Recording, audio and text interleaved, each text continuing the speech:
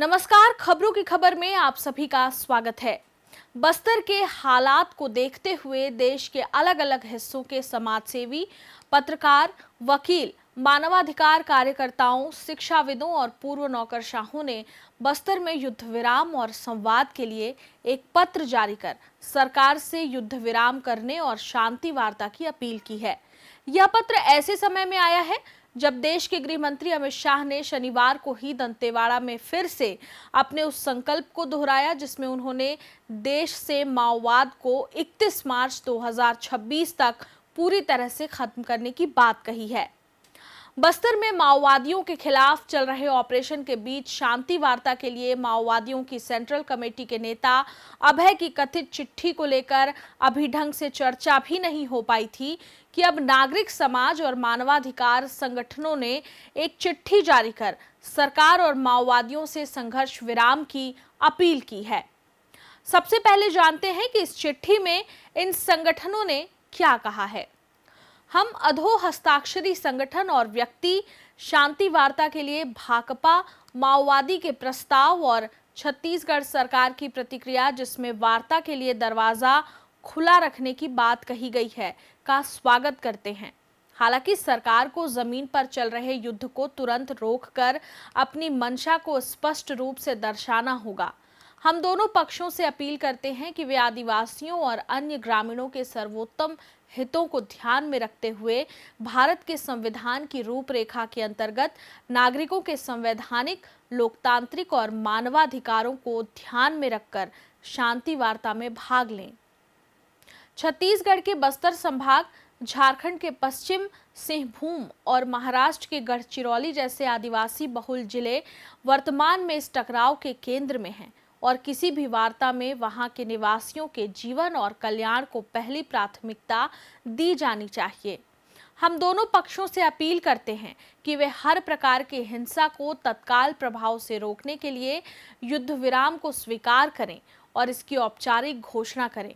अब किसी भी पक्ष की ओर से कोई शत्रुतापूर्ण कार्रवाई नहीं होनी चाहिए, चाहे वह सैन्य अभियान, गैर न्यायिक हत्याएं और मुठभेड़ हो या आईडी विस्फोट और नागरिकों की हत्या हो या किसी भी प्रकार की हिंसा।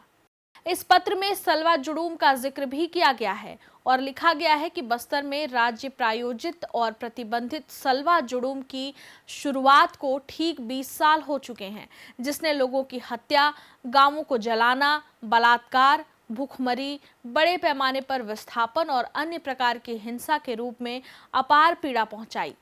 तब से बस्तर के ग्रामीणों को शांति नहीं मिली है। वे जैसे तैसे अपने गांवों में लौटे ही थे कि ऑपरेशन ग्रीन हंट और उसके बाद के कई अभियानों का सामना करना पड़ा। 2024 से ऑपरेशन कगार के नाम से 400 से अधिक लोग मारे जा चुके हैं। 2024 में 287, 2025 में 113। इस चिट्ठी पर कई सामाजिक कार्यकर्ता जैसे मेधा पाटकर, उल्का महाजन, छत्तीसगढ़ में कई जिलों के कलेक्टर और कमिश्नर रह चुके हर्ष मंदर, अनुराधा तलवार, जाने माने अर्थशास्त्री ज्याद्रेज, एमनेस्टी इंटरनेशनल के आकार पटेल समेत 54 सामाजिक संगठन और लगभग 150 लोगों ने हस्ताक्षर किए हैं।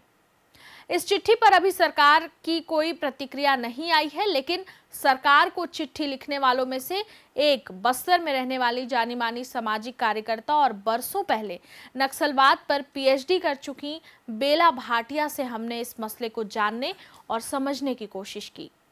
जैसा हम लोग सब जानते हैं, बस्तर में तकरीबन अब 20 साल से यहाँ पे युद्ध चल रहा है और अभी जनवरी 2024 से ये बहुत ही इंटेंस फेज में है, जिसके कारण यहाँ पे रोज ही हत्याएं हो रही हैं। यहाँ पे लोगों को भारी संख्या में एक साथ 20, 25, 30 लोगों को उठाया जा रहा है और उनको पुलिस हिरासत में रखा जाता है। लोग, उनका परिवार उनको ढूंढता रहता है कि वो किधर है, क्योंकि उनको कई दिनों तक बताते भी नहीं है कि उनको वो अरेस्ट कर रहे हैं कि छोड़ रहे हैं। और कई बार अगर उसी गांव में मुठभेड़ भी हुई होती है या फर्जी मुठभेड़ हुई होती है तो लोगों की चिंता बहुत अधिक बढ़ जाती है, क्योंकि वो नहीं जानते फिर कि हमारा परिवार वाला मरे में है कि जिंदा है। तो आज की जो स्थिति जो बस्तर की है वो मतलब अत्यंत जिसको बोलेंगे दुखदाई है। और बस्तर के जो लोग हैं वो जो आम आदिवासी है बस्तर का वो मतलब इतने कई सालों से इसी पीड़ा में है। तो या तो उनके लोग मर रहे हैं या उनके लोग जेल में हैं या उनके लोग कई लोग जो मिर्ची कमान तोड़ने के लिए केरला तेलंगाना साइड जाते हैं उनको वहां भी पकड़ा जा रहा है।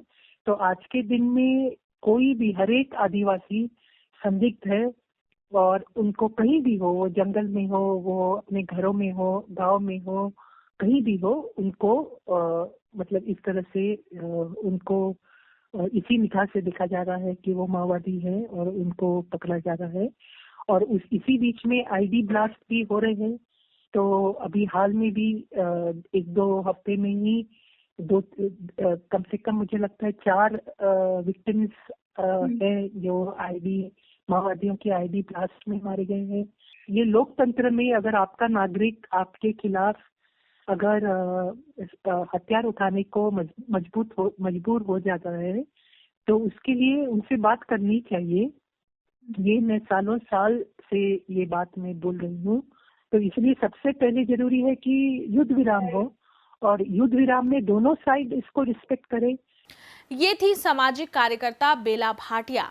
शनिवार को जिस समय हमने उनसे यह बातचीत की उसी समय देश के गृह मंत्री अमित शाह दंतेवाड़ा में एक सभा को संबोधित कर रहे थे। अमित शाह ने फिर से अपने पुराने बयान को दोहराया। आज चैत्र नवरात्रि का अष्टमी है। मैं अभी मां दंतेश्वरी के आशीर्वाद लेकर यहां आया हूं कि अगली चैत्र नवरात्रि में यहां से लाल आतंक समाप्त हो जाए और हमारा बस्तर खुशहाल हो। देश के गृह मंत्री अमित शाह ने जो मियाद तय की है उस पर सुरक्षा बल लगातार काम कर रहे हैं। माओवादियों के खिलाफ लगातार ऑपरेशन चल रहे हैं, लेकिन दर्शकों को ध्यान होगा कि इन ऑपरेशन के समानांतर राज्य सरकार बार-बार शांति वार्ता की पेशकश करती रही है। यह सिलसिला अभी भी जारी है। सवाल यही है कि सरकार भी चाहती है कि शांति वार्ता हो। माओवादियों ने भी पेशकश की है और अब नागरिक समाज ने भी संघर्ष विराम की अपील की है। तो फिर पेंच कहां है? असली पेंच ये है कि इस कथित शांति वार्ता का कोई ब्लूप्रिंट ना तो माओवादियों के पास है और ना ही सरकार के पास। सबके हिस्से महज बिना किसी दूरगामी नीति के तरह तरह की शर्तों से लदी फदी बयानबाजियां हैं, जिसमें कोई ठोस इच्छा शक्ति तो नहीं ही नजर आती। खबरों की खबर में फिर होगी बात।